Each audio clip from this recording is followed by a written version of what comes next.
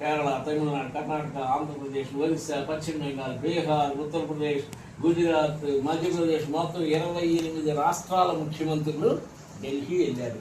మన ఆంధ్రప్రదేశ్ నుంచి సీఎం చంద్రబాబు నాయుడు గారు, డిప్యూటీ సీఎం కొణిదెల పవన్ కళ్యాణ్ గారు, నెక్స్ట్ క్యాబినెట్ మినిస్టర్ విద్యుత్ శక్తి శాఖ మంత్రి గొట్టిపాటి రవికుమార్ గారు, వీళ్ళు ముగ్గురు ఆ సమావేశానికి వెళ్ళటం జరిగింది.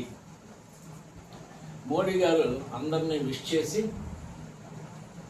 నా మైండ్లో ఒక అద్భుతమైనటువంటి పథకం ప్రజలకు అందివ్వాలి అన్న ఆలోచన గత 5-6 సంవత్సరాల నుంచి ఉంది. అయితే దీనికి ఎస్సీ కాదు, ఎస్టీ కాదు, బీసీ కాదు, ఓసీ కాదు, కాపు కాదు, కమ్మ కాదు, రెడ్డి కాదు, రాజు కాదు, ఎవరైనా సరే కోటీశ్వరుడు అయి ఉండొచ్చు, కూలీ చేసుకునేవాడు అయి ఉండొచ్చు, పెద్ద గవర్నమెంట్ ఉద్యోగస్తుడు అవ్వచ్చు, ఏదన్నా చిన్న పని చేసుకునేవాడు అవ్వచ్చు, అందరికీ సమానమైనటువంటి ప్రాతినిధ్యం ఇస్తూ ఎక్కువలు తక్కువలు లేకుండా ఒక పథకం ఇవ్వాలి అన్న ఆలోచన నా మైండ్లో ఉందండి. ఇప్పటికీ ఆ కళ నెరవేరింది.